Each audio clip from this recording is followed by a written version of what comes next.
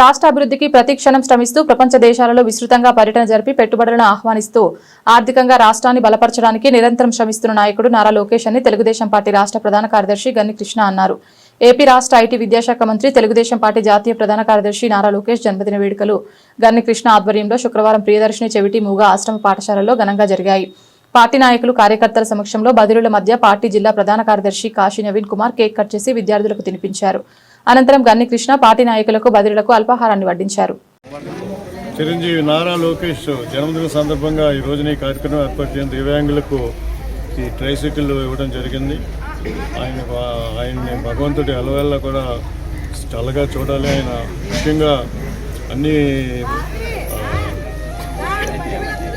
మొత్తం దేశం అంతా కూడా ఒక ప్రపంచ దేశాలన్నీ కూడా తిరుగుతూ మొన్న దావోస్లో, ఇంకా ఆయన పుట్టినరోజు కూడా దావోస్లోనే ఉన్నాడు. ఆయన రాష్ట్ర అభ్యున్నతి కోసం, ఎందుకంటే కొనరెళ్ళిపోయిన ఈ రాష్ట్ర ఆర్థిక వ్యవస్థని మళ్ళా పట్టాల మీదకి ఎక్కించడం కోసం చంద్రబాబు నాయుడు గారితో పాటు ఆయన ఎంత కృషి చేస్తున్నాడు, ఆయనతో పాటు లోకేష్ బాబు కూడా కృషి చేస్తున్నాడు.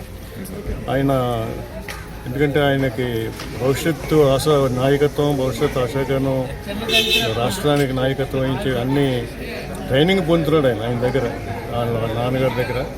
ఏదేమైనా అంటే కూటమైన నిర్ణయం అనుకోని మనం చెప్పలేం, కానీ ఏదైనా ఆయన నాయకత్వాన్ని కార్యకర్తలు అందరూ కూడా బలంగా కోరుకుంటున్నారు అనడానికి నిరసన ఆయన చేస్తున్న పనితీరు.